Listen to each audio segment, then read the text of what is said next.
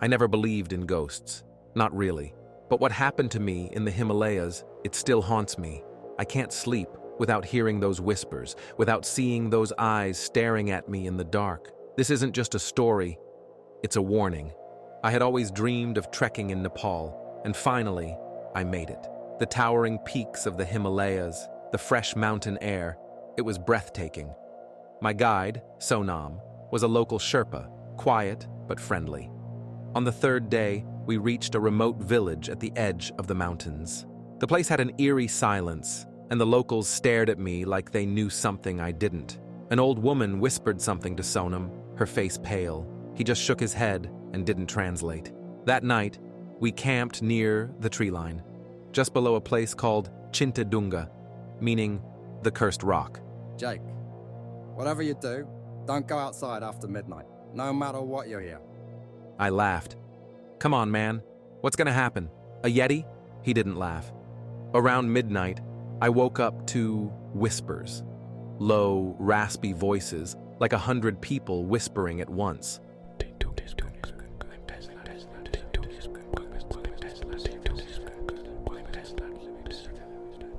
The tent fabric trembled slightly, as if something was brushing against it. I held my breath. Maybe it was the wind. And then, something scratched the fabric from the outside, slowly, deliberately. My heart pounded. I grabbed my flashlight, unzipped the tent a little, and shone it outside. Nothing, just trees and snow. But then, I saw them. Shadows, dozens of them, standing between the trees. Their eyes, no pupils, just white, glowing in the dark. And then, one of them smiled. I stumbled back inside my tent, zipped it up, and sat frozen. I thought, maybe I was hallucinating.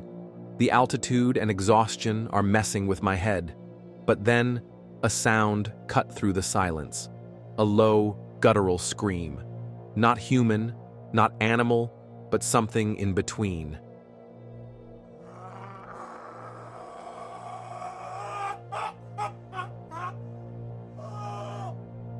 It echoed through the valley, stretching long and hollow, like it came from inside the mountain itself. Sonam gasped from his tent. "Stay inside," he whispered. I wanted to ask what the hell was going on, but then I heard it again, and it was closer this time. I held my breath. The wind picked up, but in between the gusts, I heard footsteps, slow and crunching on the snow, circling our camp.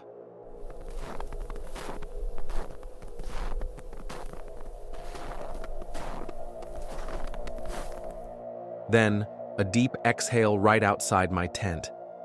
The fabric shifted slightly, and I could feel the presence of something like it was there. I squeezed my eyes shut. Whatever it wasn't touching me. It wasn't attacking. It was just watching me. Then it whispered, not words, not in English or Nepali.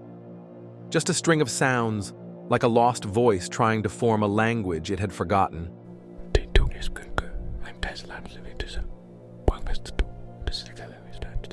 And then silence. I stayed awake until morning, gripping my flashlight, and when the first rays of light touched the tent, I unzipped it slowly. Nothing. No footprints, no signs of anyone or anything having been there. Sonam was already packing. As we trekked down the trail, I turned back, one last time. The trees stood still, the snow untouched. Maybe it really was just in my head. But then, far in the distance, at the edge of the forest, a dark figure stood, watching us. The descent felt longer than it should have. The air was heavier and the silence unnerving. Even the birds seemed to have vanished. Sonam was tense. He is moving quickly and barely speaking, but I finally asked him, "Sonam, did you see it too?" He hesitated before nodding and said, "Yes, and it saw you." A chill air ran down my spine. That night, we stayed at a lower altitude village far from Chintadunga, but sleep didn't come easy with all this. At around 2 a.m., I woke up to knocking. Slow and deliberate knocks on my wooden door. I held my breath, and my body just froze. Sonam was in the next room. It couldn't be him. The knocks came again, and I forced myself to my feet, and reached for the door handle, but stopped. From the other side, I heard breathing, slow and ragged. I backed away. The breathing faded. The knocking stopped. I never opened that door. The next morning, I told Sonam. He looked pale. I left for Kathmandu that afternoon. The crowded streets should have felt comforting, safe, but something lingered, the feeling of being watched. As I boarded my flight back to the US, I felt a strange weight lift off my shoulders, like I had finally escaped. I left Nepal that day, but even now, back home in the US, but when I remember that night sometimes, and it scares me same.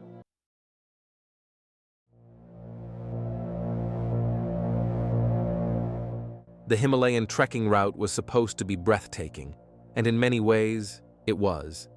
Jagged peaks pierced the sky, clouds swirled around ancient glaciers, and the silence was so deep, it felt sacred. But as we trudged further into the mountains, I began to realize that some silences weren't peaceful. They were hiding something. It was the winter of 2019 when my friend Kieran and I went for trekking in the remote village of Do Tarap, one of the highest settlements in Nepal. The trek was challenging, the paths are dangerous, but the promise of untouched beauty pulled us forward. The locals had warned us not to take the old route through Low Pass. The trail is cursed, they had said. We laughed it off. Superstitions were common in these mountains, but now I wish we had listened. On the fourth day of our trek, we faced an unexpected landslide that had blocked the main path. Our guide, an old Sherpa named Pasang, hesitated. The only other way was the Low Pass, the one we had been warned about. "We don't go there," he muttered. But as the daylight faded and we had no safe place to set up camp, desperation took over. "It's just an old superstition," Kieran insisted. "If we stay here, we'll freeze to death." Pasang looked troubled, but eventually agreed and said, "We must cross before nightfall. No stopping, no looking back." As we entered the pass, the air grew unnaturally still. The snow crunched beneath our boots, but no echo followed. The wind, which had howled all day, was suddenly gone. It felt like we had stepped into another world, one that had been waiting for us. The path narrowed, twisting between jagged cliffs. I felt the weight of unseen eyes on me. It was just paranoia, I told myself. But then Kieran screamed. We spun around, our headlamps cutting through the fog. He pointed at something in the distance. A figure stood on the ridge above us. It was dressed in long, ragged robes that looked ancient, and its face is hidden beneath a hood. It didn't move. It just stood there. Pasang grabbed my arm and whispered, "Don't look at it. Keep walking. It's probably a lost trekker." "Hey!" Kieran shouted and waved his hand. The figure remained motionless. Then it vanished. Not behind a rock, not into the mist. It simply wasn't there anymore. The air turned colder. My breath came out in shaky clouds. We moved faster, the darkness pressing in around us, and then we heard it. A whisper. It slithered through the silence, curling around my ears like icy fingers, and they were getting closer. Kieran suddenly stumbled, grabbing his head and said, "Do you hear that? It's calling my name." I grabbed him, shaking him, and said, "No one is calling you. We need to go." Pasang yanked us both forward, practically dragging Kieran. His face was pale as death. "Close your eyes. Keep walking. Whatever happens, don't stop." The whispers grew louder, footsteps crunched behind us, but when I turned, no one was there. Then I felt it, a breath on my neck. We ran like hell. My legs burned, my lungs screamed, but we didn't dare stop. The trail twisted, the darkness thickening, but finally, we saw the dim glow of a lantern ahead. It was a village. We practically collapsed at the doorstep of the first house we found. A woman opened the door, her eyes widening as she saw us. "You took the Low Pass?" she whispered. We nodded, gasping for air. She shook her head, murmuring prayers. Then she looked around. "Where is your friend?" I turned. My heart stopped. Kieran was gone. We had been holding on to him. I had felt his hand in mine just moments ago. But now, nothing. We searched the village. We searched the trail. We even climbed back up to the pass the next morning. There was no sign of him. The villagers told us the truth then. Low Pass had once been a sacred burial ground. Long ago, a group of monks had vanished there during a blizzard, their spirits said to haunt the trail, luring travelers to join them in their eternal wandering. Some said the spirits only took one person from each group, a sacrifice. I never found Kiran, no one ever did, but sometimes, in the dead of night, I still hear the whispers.